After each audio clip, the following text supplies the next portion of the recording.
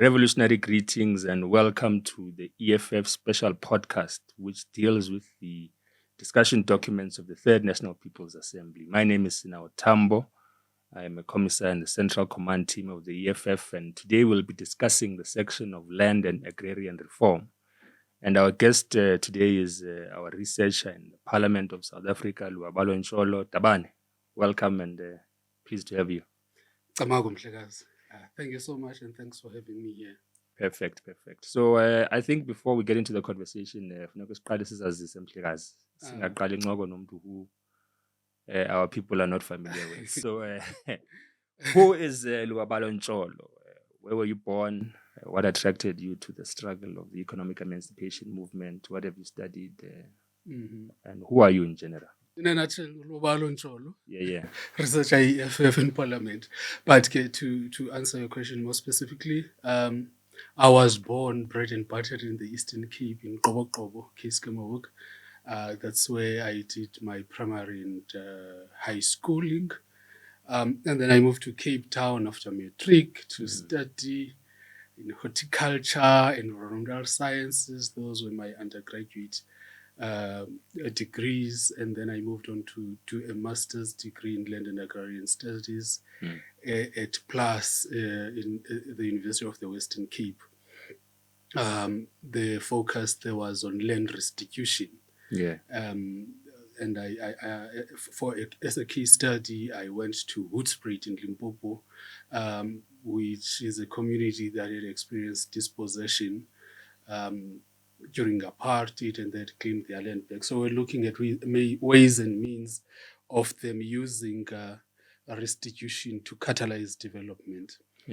I then moved on to a second master's degree at the University of Cape Town in development studies. That also centered on the land question.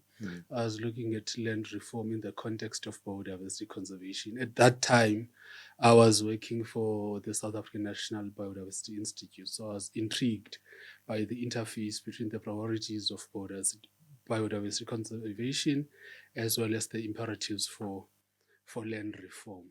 It was towards the completion of that degree that the EFF then started.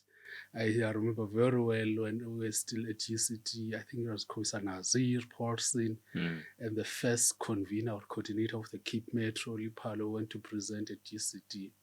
And that's when I joined the movement back in 2013. The central attracting factor for me was the organization's stance on the land question, because I'd felt that for far too long we'd been pussyfooting around the idea of taking the land back and giving it to those from whom it was taken by successive regimes of colonialism and apartheid. So that's what brought me here. And then, soon after the EFF got into Parliament, I was invited there. I remember at that time it was Mwitama. All people who left. Yes, my boy. Mwitama, Floyd, and then the former SG, Godrich. I remember Gigi called me and said, Mchana, come for an interview. But it was not an interview. We just discussed salaries and all of that. But I've been with the EFF ever since. So it's safe to say that our perspective on land and agrarian reform is developed by an industry expert. You would say that. You would say that. I have been involved in the land space for far too long. I worked in agriculture in the interface of the agrarian question and the land question. I know sometimes we conflate the two. Maybe tell us the distinctions. So these are two distinct imperatives. When we speak about the land question, we speak about what I've just made reference to, the need to resolve a centuries-old dispossession of land at the hand of settler colonialists in this country who took the land from natives through successive interventions.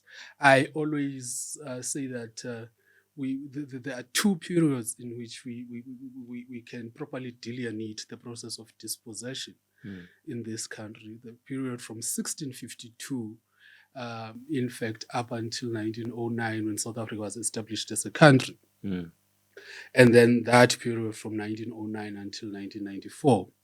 The period from 1652 can further be divided into two specific periods. That is from 1652 up until 1806, which was a period characterized by Dutch settler colonialism in the country through the VOC, the Dutch East Indian Company at that time, which introduced a series of quite outdated, when we speak from contemporary perspective, outdated series of laws informed by their Dutch origin.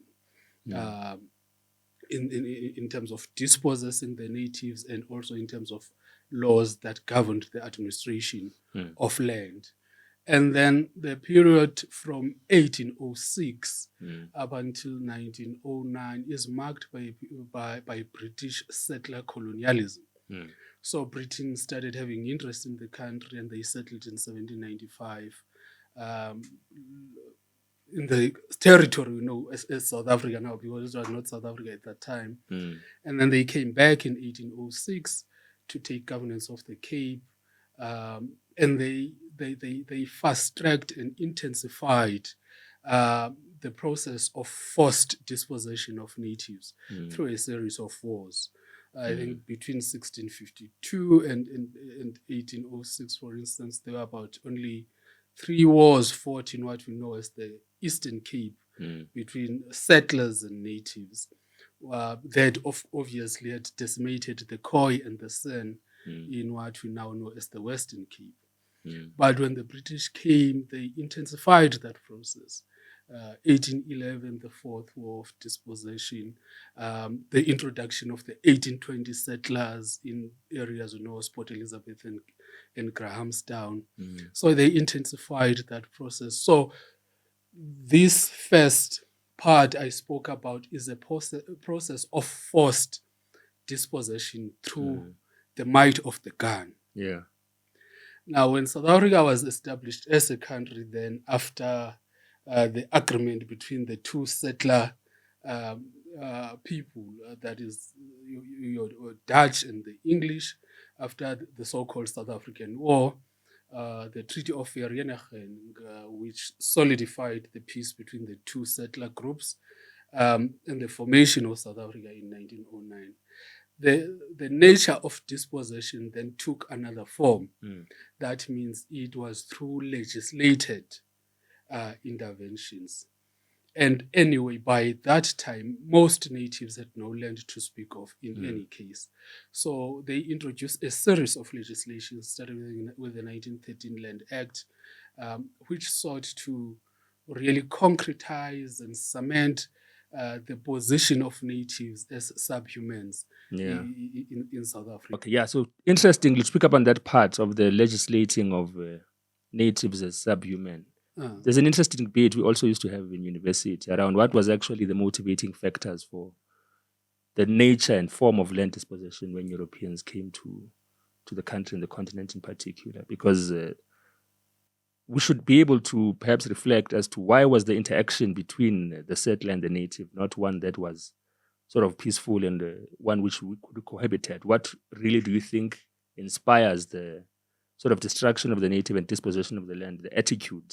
Is it racism? Is it economic factors that motivated Europeans to travel across seas to come and dispossess land that they have no experience in working? They have no sort of scientific proof that it will draw these economic benefits. I mean, I'm curious on your perspective on that. In the discussion document itself, we make reference first to work done by Noel Mostert, who wrote a book on the wars.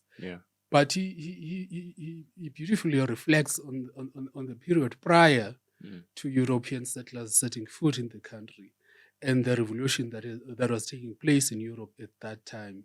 And that was driven by economic evolution. So their adventures across the world were driven primarily by finding new economic resources so that they could sustain and advance their own economic revolution at that time. And I'm sure you would have heard that when Dutch settlers came here, they had no intention of colonizing the country. In fact, they used the Cape as a stopgap, as a refreshment station. Stop, Because they were going to India to collect wool and silk and all of that. But it was through that process of those few Dutch settlers settling in the Cape, finding that there was actually, it was quite actually of value to be there, to trade in agriculture with the Khoi. So the primary interaction between those settlers at the time and the Khoi and the San was that there was established trade between them, or for cattle and for fresh vegetables. But they thought, no, we could do this themselves. But I think what we must remember is that these were bandits. That first group of settlers were bandits, an unruly group of people. And they spread right across the Cape Colony, even at that time without much approval from the Dutch East India Company. So they spread, managed to integrate and intermingle with native people, but because of that and their interest in land to expand their agricultural interest, they came into conflict with natives, and there were a series of wars. Then even in the Cape, Patrick Tariq Millet writes quite beautifully about that process as well. That the first wars, in fact, fought were between the Khoi and the San.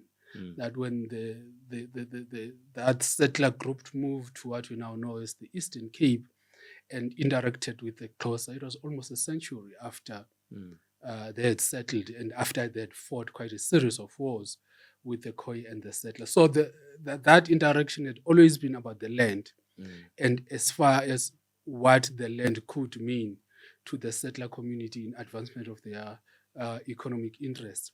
But also that crystallized into racist beliefs. So they believed that the natives didn't have it in them, the capacity to even their interaction with the land, because remember that the idea of ownership, the concept of ownership and of encroachment land is a European invention. There was no such. So they viewed the natives' relation to the land as quite outdated, and they thought that they could make with the land what the natives could not, in terms of how they would take the land and transform what was previously a public resource into a private entity in advancement of these economic aspirations.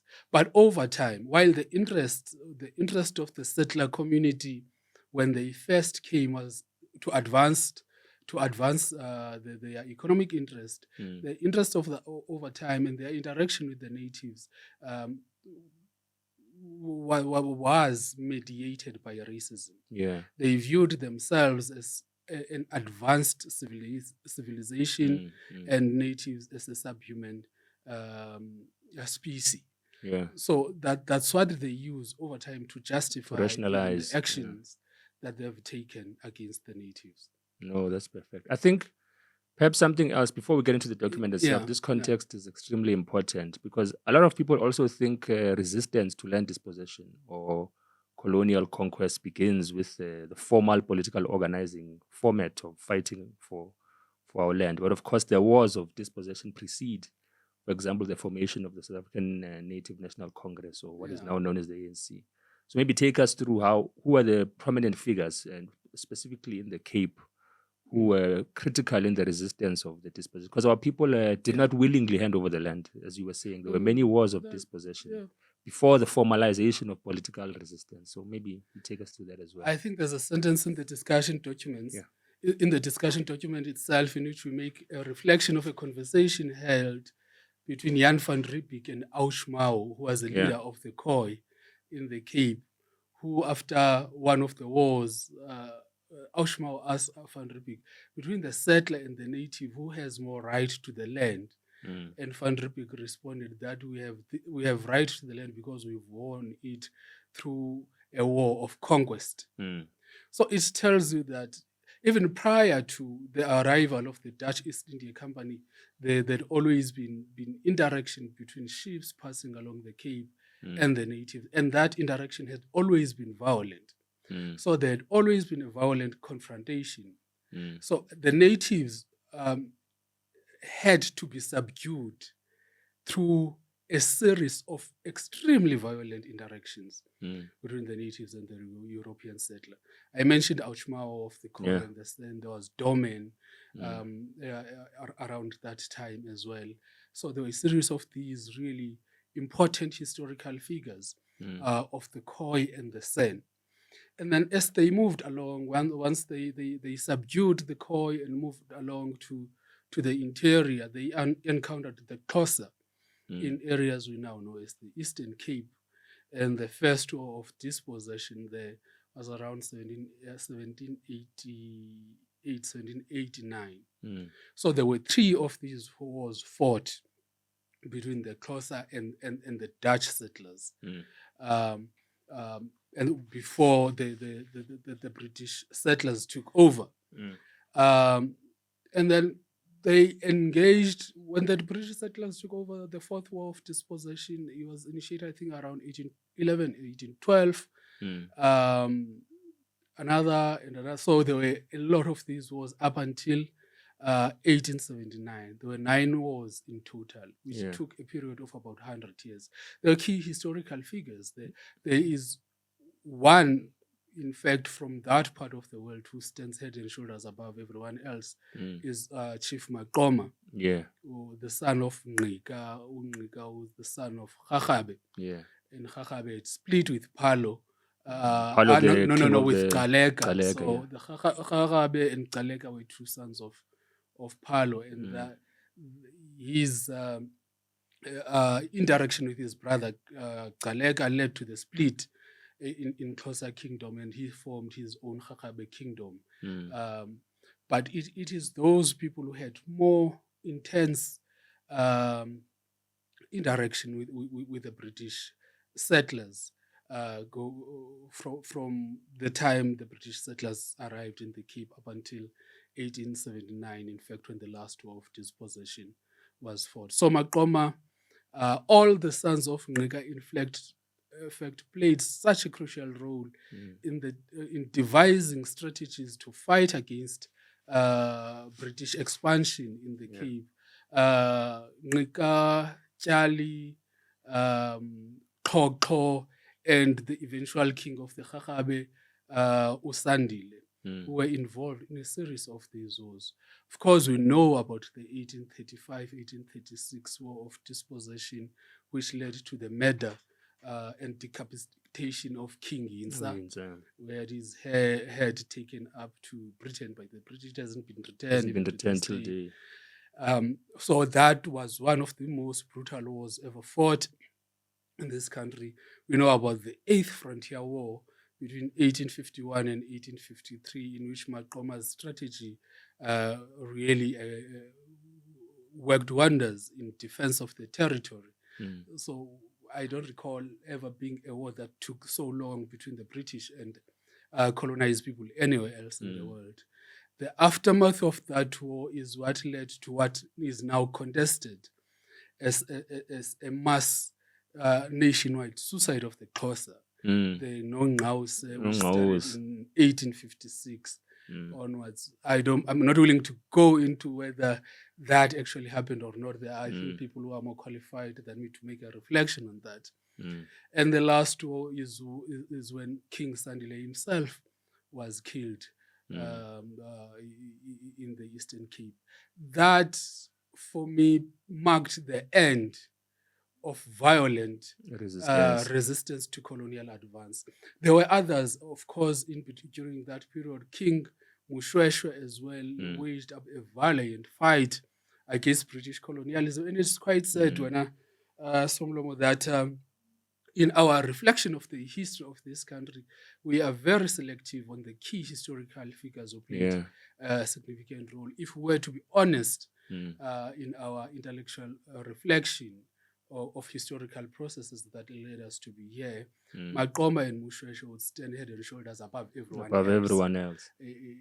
So it was because natives had been defeated in war that around the 1880s, natives started talking together, particularly educated natives. You would recall that what the British colonialism did was to take the sons of the chiefs. Yeah.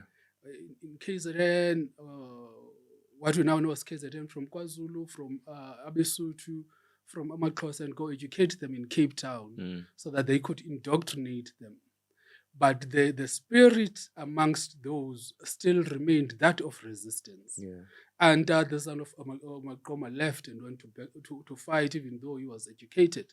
So when these comrades then sat together, said, no, we have been able to be defeated as these various nations because we are divided.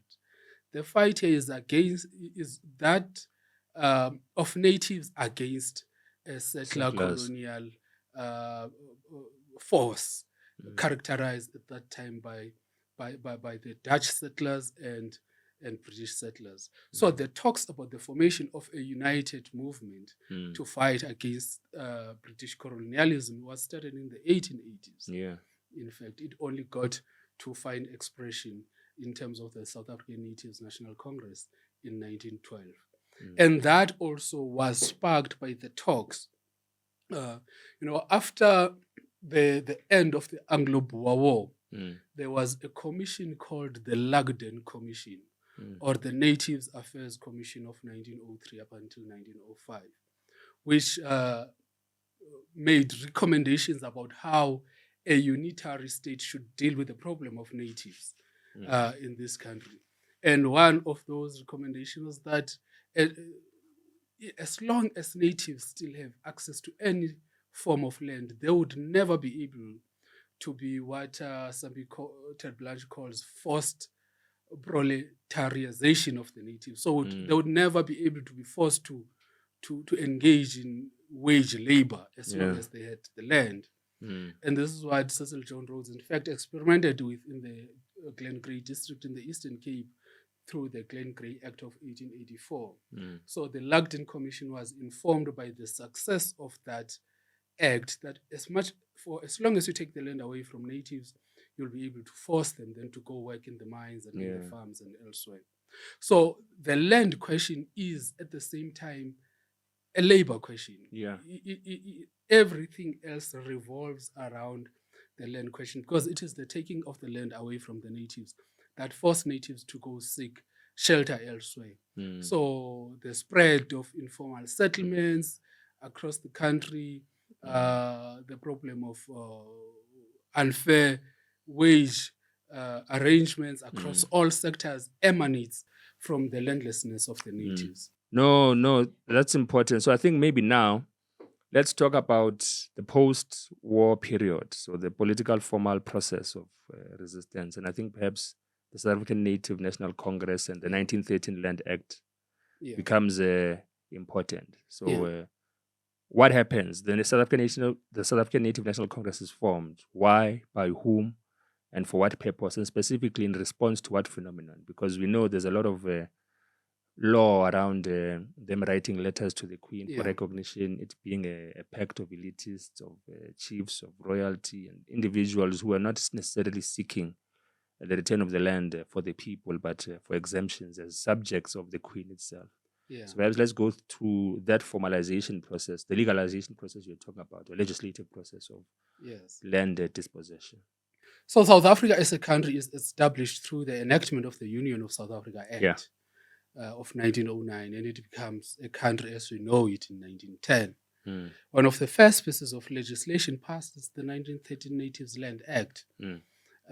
And as I indicated, this was informed by the Lugden Commission that you must take land as much as possible from natives. What that act did was to create what we now know as natives reserves. So it created native reserves. These are pieces of land in which natives should be confined. They would not be allowed to buy land or to rent land anywhere else in the country. And they confined natives to just 6% of the land. So the 1913 Land Act confined natives who constituted the majority in this territory at that time to just 6% of the land. That was in response to a number of things. Because blacks had been dispossessed of their land for almost 2 centuries prior to that. Mm. But they had managed to strike up some partnerships with settlers through what Governor Mbeki would call sharecropping arrangements. So you make an arrangement and enter into an agreement with a white landowner, and you plow the land and share some of the products with him later on while you keep the rest. But blacks managed then to really use that opportunity to intensively farm.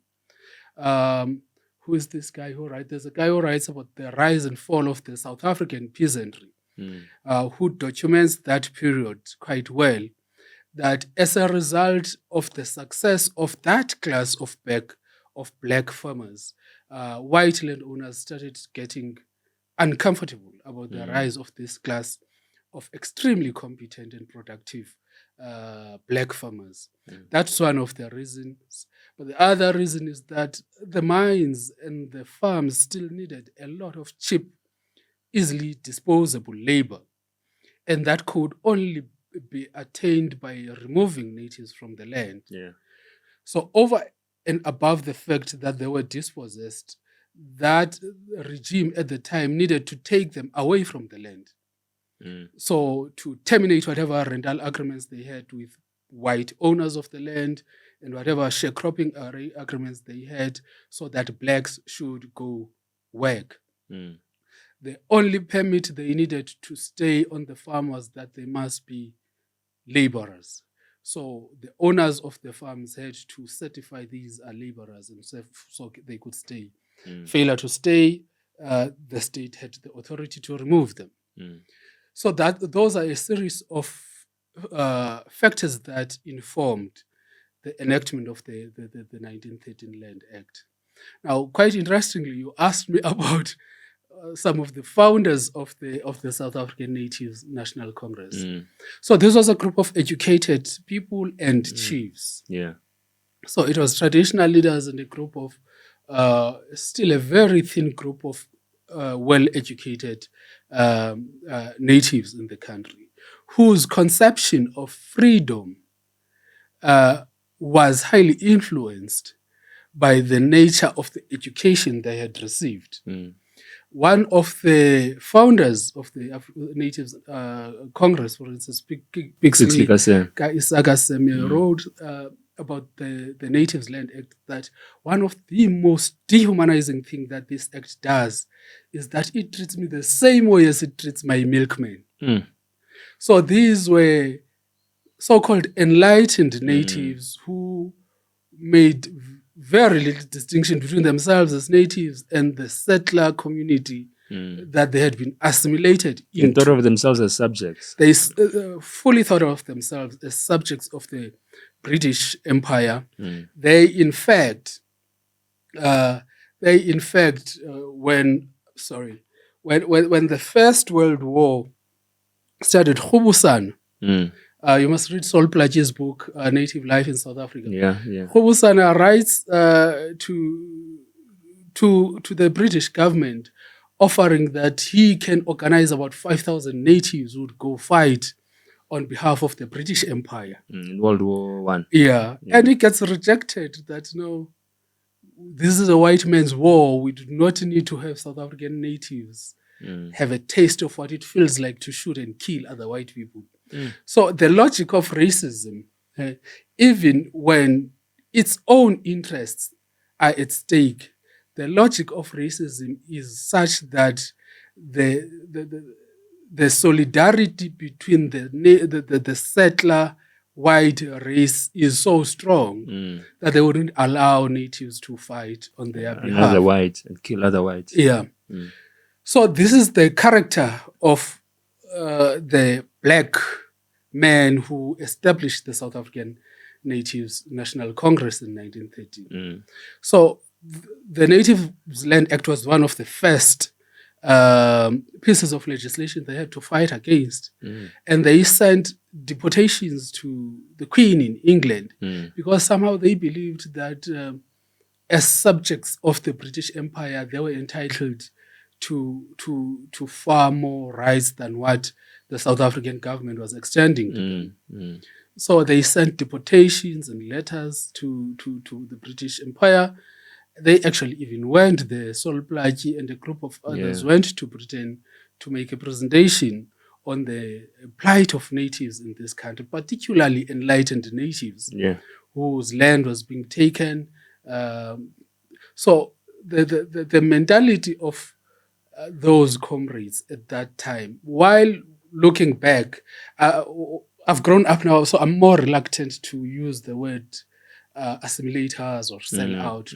I think it was quite radical at the time, the stance they took, taking into account the violence that the country had just emerged from. But when you look at their thinking at the time, there was no thinking of emancipation of the native, no thinking of independence. They actually wanted to be assimilated and treated as similar to the settler community at that time. So there were no aspirations of reclaiming that which was lost by all means necessary. And this is the distinction, the stark distinction between them and the traditional leaders I just spoke about, who fought the wars of disposition, who wanted to reclaim their land. So the political process of fighting against land dispossession can actually be distinguished as liberal as compared to the approach of the traditional leaders. Of course. Radical in its own sense, but of course not holistic in terms of wanting the land returned and for what purposes. Yeah, there is what was the former president of Azapo, Mosipudi Mangena, wrote a book, his most recent book. He makes this distinction that even in our fight for the reclamation of the land, we must take incremental steps, even in our conceptualization of where we are and where we want to go, that we are here at the moment in an environment and a state governed through the constitutional setup that was agreed upon prior to 1994, that within that scope, we have a bit of ground to cover, to drive us towards where we want to go as a nation. But that on its own is entirely inadequate to resolve the historical problem of land dispossession in this country. What the South African Natives National Congress engaged in from 1912 up until 1994, and I think some of the attempts we've made up until this stage can only go so far. Yeah. If we are going to speak about the land question holistically and answer Auschmawo's question, which we highlight in the discussion document, that between the settler and the native, to whom does the land belong? So the legal piecemeal approach we have taken as a country may be inadequate to get us to where we want to get. That is, if that's where we want to get. If we want to return land in its entirety to native people in this country, then perhaps we must rethink our approach. Perhaps to close the historical process before we get to where we are now, what then happens, the break or the radicalization of the South African Natives National Congress, the Youth League moment and the breakaway of the Pan-Africanist Congress of Azania? I think it's also an important moment to note in the progression of the politics of land in South Africa up until 1994. And then, of course, perhaps the EFF becomes the latest political intervention in the land trajectory and geography of South Africa, because I think the EFF must locate itself within that tradition. The development of the land question, because the breakaways of the PAC, I think, were centrally around the land question. So perhaps take us through that brief historical moment, and then we'll go to what happened in 94, what were the compromises, and how do they influence where we are today. In fact, the establishment of the ANC Youth League is a key historical moment. In terms of our conceptualization of freedom and of emancipation, because while the generation between 1912 and say the early 1940s still viewed themselves largely as members of the British Empire and subjects of the British Empire. Even the constitution of the ANC at that time said that we loyal members of the British Empire. So the entry of the likes of Nelson Mandela, A.P. Mda, Oliver Tambo, that group, that generation of people into formal politics was a game changer in terms of how natives conceptualized their place in the territory we now know as South Africa. So the development, I think 1947 and 1948 of the African Claims document was quite a very radical departure from what the ANC had always thought of thought of itself at that time. Because for the first time now, you had natives talking about them being emancipated from the stranglehold of colonialism, of them being able to lead and govern themselves without being subjected to the stewardship of a settler minority. So that was a defining moment in South Africa. Yeah. That period of the ANC Youth League. But you know, the original ANC fought back. Yeah. They fought back such that by the early 1950s, the ANC had reverted back to trying to engage with the regime in a more peaceful manner. And there was this ideological contestation then within the African National Congress of what it is exactly that we want to attain as a movement. Is it to assimilate and to labor under this false equivalence of interest between the native and the settler? So that's what led eventually to the adoption of the Freedom Charter in 1955, which many of those who were strict adherents to the African Claims document and the program of action of 1948 thought that no, the ANC has departed from a program that we devised, whose eventual goal was to emancipate African people from the stranglehold of colonialism. And then that led to the establishment of the Pan-Africanist Congress of Azania later on in the 1950s. In his sitting criticism of the Freedom Charter, one of the most foremost theorists of the Pan-Africanist Congress, Peter Nkotso Raboroko, writes that what I don't like about the Freedom Charter is that it projects that my interest as a native are the same as that of the settler. So that there can be an equivalence of interest between the dispossessor and the dispossessed, between the bourgeoisie and the worker. So he provided quite a strictly Marxist but also Africanist conceptualization of the struggle at that time. And I think that logic still applies to this day. But between the interest of the settler and between the interest of the capitalist and the interest of the working class, there can be no mutually beneficial arrangements. So once, for a working class, our ultimate goal is to seek to eliminate that which benefits the capitalist class, and there can be no mutuality of interest in that regard. So that's what broke the PAC from the ANC. And the PAC obviously put forward the return of the land back to the African people as its primary objective in the country. I know Albert Lutuli's criticism of the PAC at that time centered on, there's a line I like in something he wrote, that I don't care who administers the law. I don't care whether it's a black man or a white man who administers the law. I just want just laws. Yeah. So I think that's what we eventually got in 1994. But we are able to make a reflection now about how just those laws were, in fact, because any sort of arrangement that seeks to equate the interest of the settler and that of the native, for me, is inherently unjust. So the development of the PAC, it developed along the lines it did. Sadly, its leaders committed what I think was a cardinal sin towards the existence of the PAC, in that through some noble intentions, that all of them were going to present themselves for arrest. Yeah. In the events leading up to Leaders to the front. Yeah, the leaders took to the front, but when they left, there was no one left to lead the organization, and that's why the organization had these internecine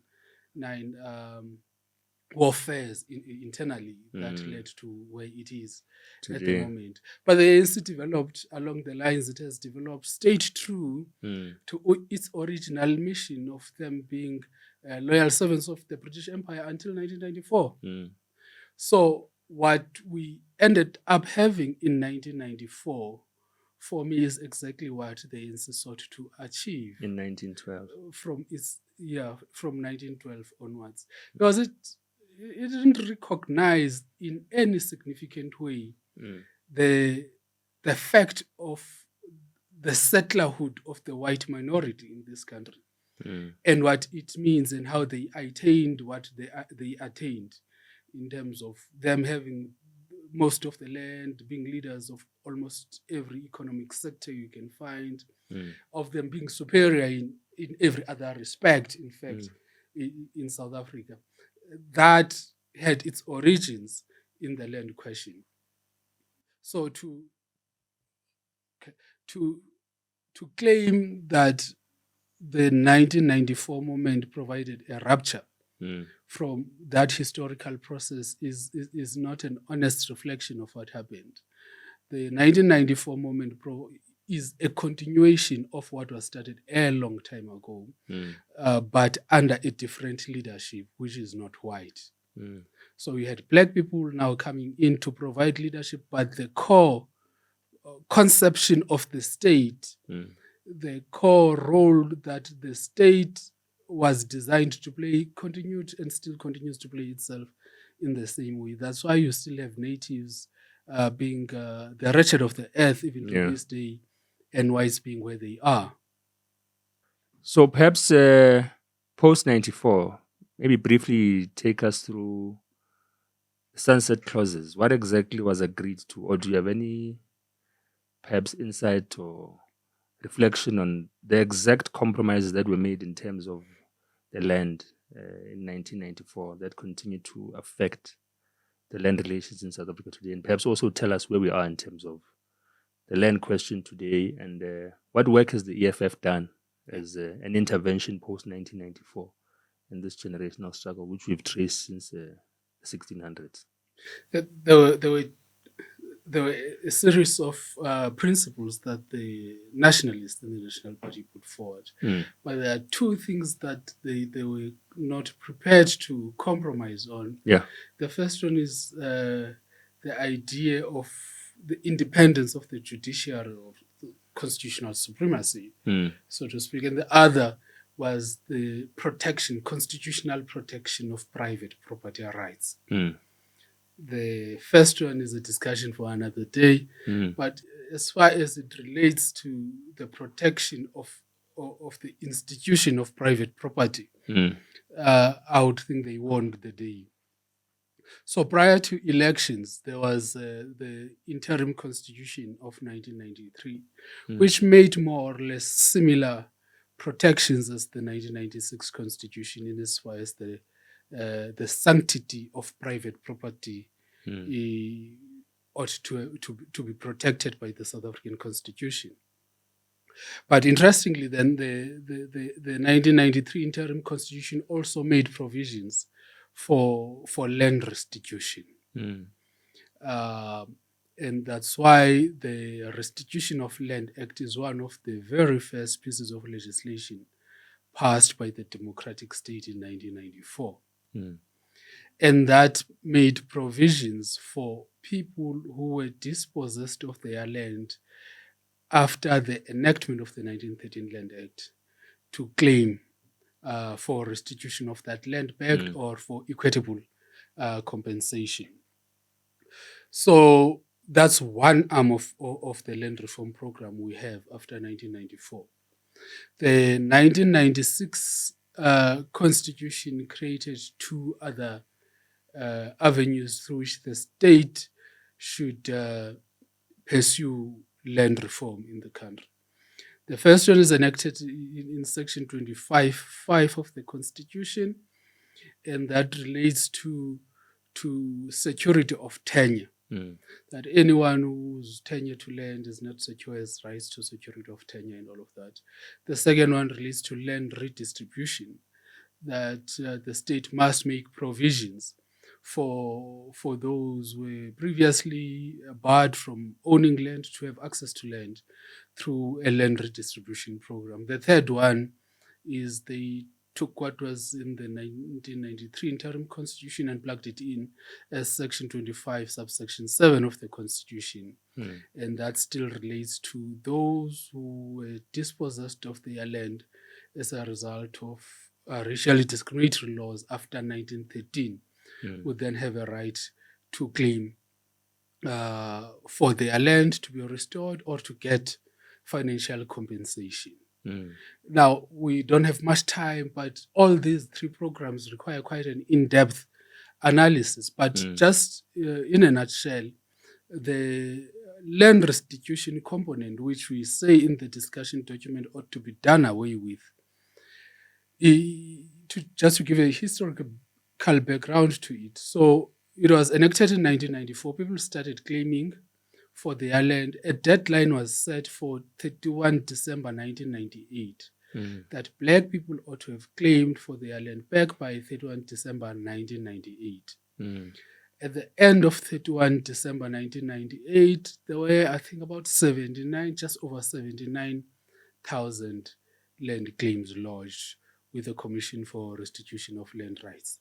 Now you tell me, there's a book called The Surplus People. The Surplus People Project, written by Cheryl Walker and others in 1986, which says that between 1960 and 1985, there were 1.5 million households, black households, who were removed as a result of apartheid's forced removals. So just during that period, it's 25 years. There were about 1.5 African people who were dislodged from their homes and their land as a result of a series of these apartheid legislations. But at the end of 1998, you only had just less than 80,000 black people claiming for their land back. And that ought to tell you something about the inadequacy of that program as a program of land reform. To this date, all those claims that were lodged in 1998, they haven't completely dealt with all those claims. To this date, there are about 6,000 land claims left. So they have settled a number of these claims, most of which through financial compensation. There was about 6,000 land claims left. The Commission for the Restitution of Land Rights say that they need about 68 billion to settle those just claims. The about 5,900 land claims left, and they would need a further period of 30 years to settle the 1998 land claims. Now, all those who lodged those claims in 1998, most of have died. They've died. My parents have died. Those who haven't died will be dead in 30 years. Anyway, so what then of the concept of justice for those who lodged these claims? So the Commission is unable to resolve these land claims because they are internal, conceptual and practical impediments to this program. The first one is that you as a black person must go parade your dispossession again. Yes. So you must go to the Commission, lodge a claim for land that was lost or rights to land that were lost. They must come back, verify these, and they've kicked quite a number of other claims as well, that these are not legitimate land claims, because you must prove that I was or my parents were removed from that piece of land, identify a grave or whatever landmark there is. So that's having black people going to parade their dispossession again. That's the first conceptual problem I have with it. The second conceptual problem I indicated earlier is that by 1913, black people had no land to speak of in any way. Most of the rights to land that they had were through rental agreements or sharecropping agreements that they had with white owners of the land at that time. So they had no inherent rights to land by 1913 already. In fact, Sol Plaatje says that the 1913 Land Act introduces the land laws of the Free State to the entire country, which means in the Free State, that had been going for generations before. So you are limiting the rights of people to claim to a period which is insignificant, historically speaking. So that's the second conceptual problem I have. The third conceptual problem I have with land restitution is that it makes provision for settlement of these claims in only three ways: either by restoring the land that was lost, by giving the claimant land of equal value to land that was lost, where it is impossible for the restoration of the original land, and thirdly, through financial compensation. Now, the commission reported early this year that they had spent almost 50 billion for land restitution since 1994. 25 billion of this was to compensate white farmers, and the other 25 billion was for development and other related questions relating to restitution, but also to pay cash compensation to payments. I know for a fact that they have been aggressively going to land claimants and persuading poor Black people to opt for cash compensation instead of a restoration of the land back. Now, I know I'm a claimant too. My parents were a claimant. So where we were removed, our parents were removed. It's prime agricultural land. There's forest plantations and all of that.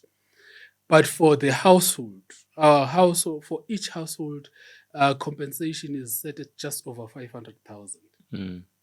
Now, if you are 10 in the household, how much would accrue to an individual? So some individuals would end up getting 25,000 because there are so many people now, grandchildren and all of that. So it ends up being an insignificant amount of compensation for land claims, as opposed to the value of land itself. Exactly. But Zuma complicated this even further. In 2014, he introduced what the Land Restitution of Land Amendment Act, in which he reopened the process of claims, and over 130,000 new land claims were lodged. On top of the 1998 on top of these that I've told you haven't been settled to date. Now, there's a civil society organization called the Land Access Movement of South Africa, LAMOSA. They went to court to ask that the department, to ask firstly that the amendment was not constitutional because it didn't follow thorough public participation processes as prescribed in Parliament. So that was declared unconstitutional. But the court said that all the claims that had been lodged at that time are not going to be invalid. But what must happen is that the department must settle all the claims that were lodged by 1998 before they can start with the new claims. That means, in the context of what I've just told you now, that they must wait for a further 30 years before they can unseal the new land claims that were lodged from 2014. It's practically impossible. The program is practically unworkable. The state doesn't have the money to pay white farmers for all of this. The cash compensation component that they rely on is a really messed up arrangement towards the resolution of the land question in this country. Even in cases where they had restored the land, they had provided no pre-settlement planning and no post-settlement support to these land claimants. So that aspect of land reform is conceptually flawed, and I think the state should be brave enough to say this can't work. They failed. This can't work, and there's no, even if they were quite effective in terms of administering some of the interventions that they are required to make, but conceptually it just can't work. That's why even when we started the constitutional amendment process, we indicated that we need to do away with that aspect of land reform. We need to have a land redistribution-led program of land reform. And that's the second aspect I made reference to. Even historically, when you assess the performance of land reform up until this stage, more land has been transferred to black people as a result of land redistribution, not land restitution or land tenure reform. So that's the second aspect of land reform. And when they started in 1994, the land redistribution component was led through what they called the Land Redistribution and Agricultural Development Program, LRAD. It had a number of internal contradictions as well, because black people had to come, what do you call that thing when you go borrow and you must have something to show? You must collateral. Collateral. Yeah. So it required black people to have that. But they've changed over time. They are doing it now through a program called Proactive Land Acquisition Strategy, in which the state itself buys the land, leases it out to prospective black farmers. It addresses the land question in as far as it relates to agriculture, but it's inherently corrupt as well. It doesn't address the land question as it finds manifestations in the urban context. For instance, there's a serious hunger for land in urban areas because of the nature of the economy of this country. That doesn't address land question in relation to that.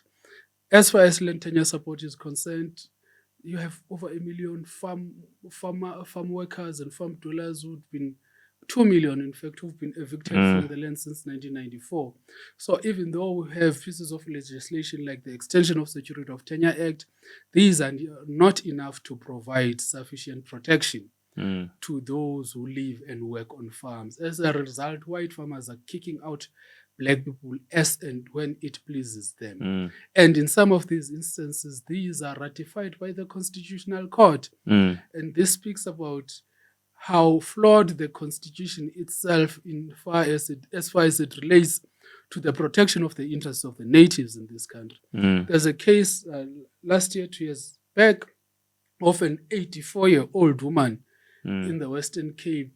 The title of the case is Grobler and Phillips, I still remember, where the Constitutional Court ruled that it is okay, it is just and equitable, in fact, for a white farmer to kick out an 84-year-old person who had been staying on that farm since she was 11 years old.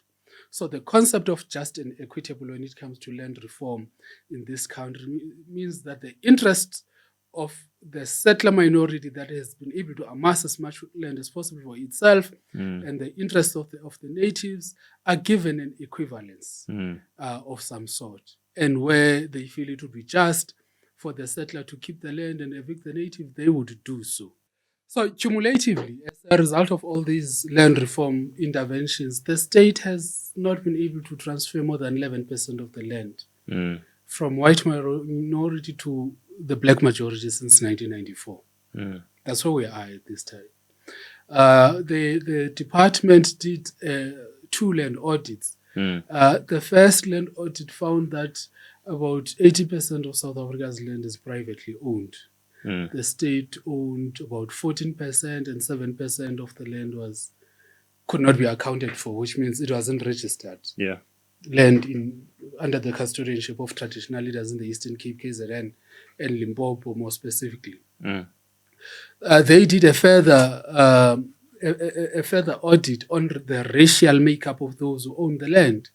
So 72% of the land is owned by South Africa.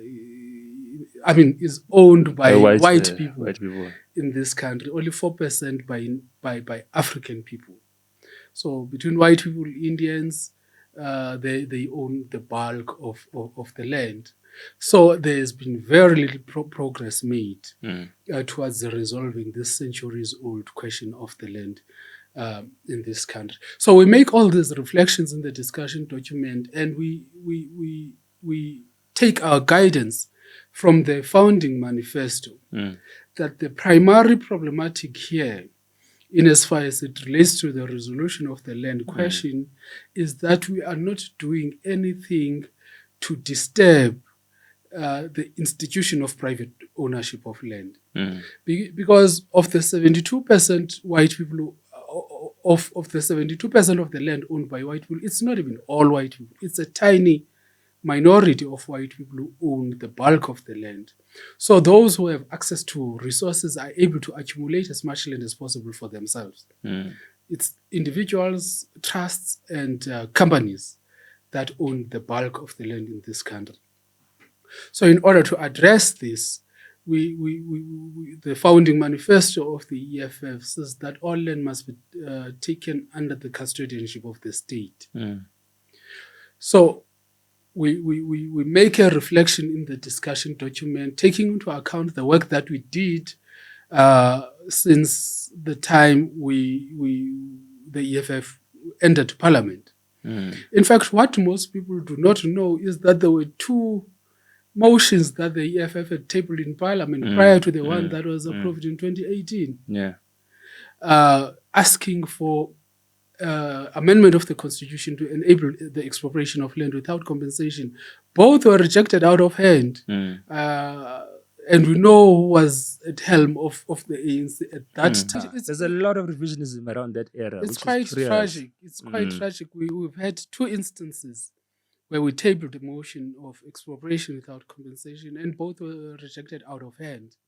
If you remember, you were not there at that time, those early months of our participation in Parliament, where the likes of Andile would offer, we will give you our 6% and let's amend the Constitution. And some of the key protagonists who are now saying that we need to do the same would rubbish the EFF out of hand.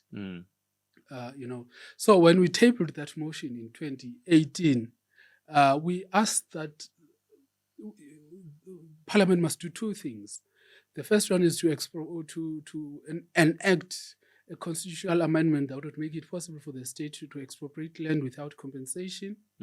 Secondly, to enact in the Constitution a provision for state custodianship of land.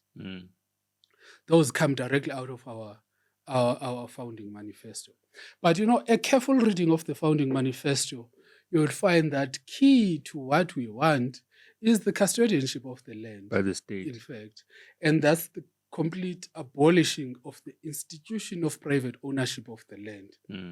Because for as long as you have that, you will never be able to address the land question. You can take the land as is now, take the number of white people who own the 72% of the land in South Africa, and replace all of them with black faces. It wouldn't do any difference in terms of land hunger in this country, because we'd have a tiny minority of black people who have access to resources, accumulating as much land as possible for themselves.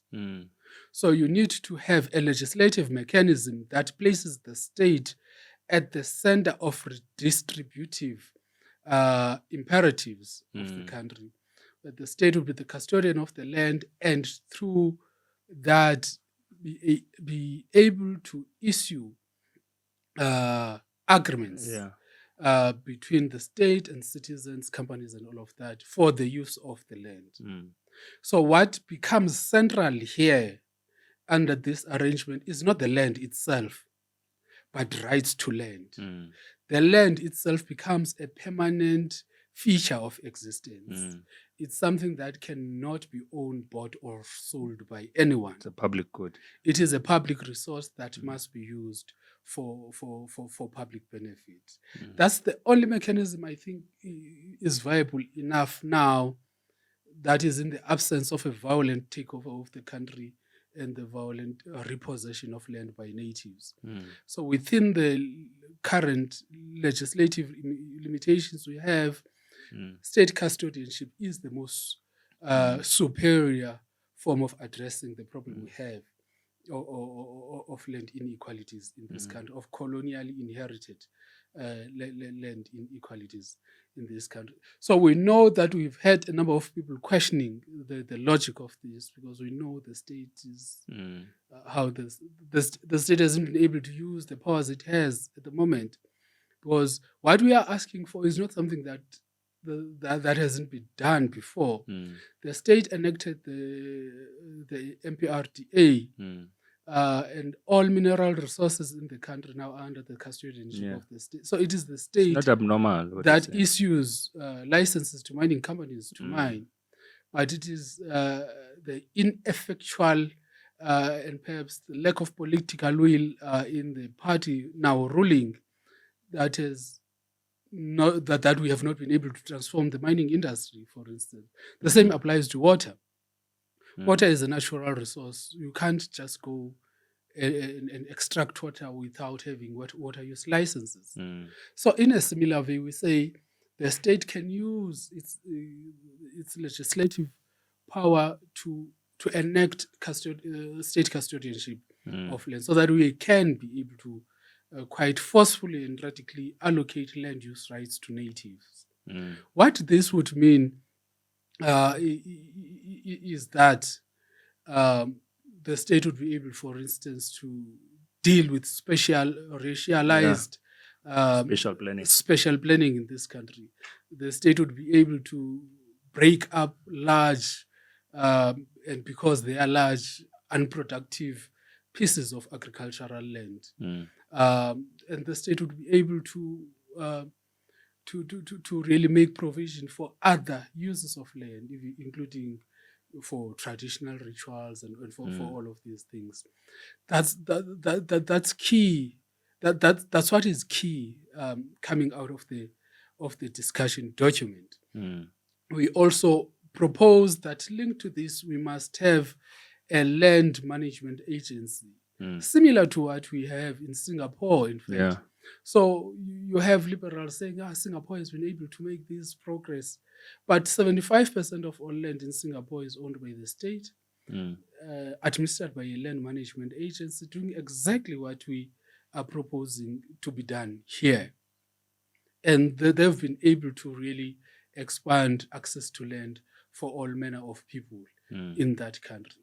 So that's what we need to do here. It would do two things at the same time. It would address the colonial problem of land hunger amongst natives, but it would also destroy the institution of private ownership of land, which is cancerous towards any aspirations of equitable redistribution of land in the country. No, that's perfect. I think let's end it there before we end up hijacking the discussion documents from the delegates. So thank you very much for tuning in. Thank you, Tabane, for the insightful conversation. And we'll continue to urge all of the delegates to the Third National People's Assembly to interact with these documents. And this segment dealt with the land and agrarian reform and dealt with the necessary historical context and, of course, the moments in which the liberation struggle has developed on the land question and the interventions of the EFF. Let's keep on tuning in to these editions of the special EFF podcast that deals with the discussion documents of the EFF. And we hope all delegates will come having interacted with these documents, because that is primarily part of what constitutes our National People's Assembly. Thank you very much. Thank you.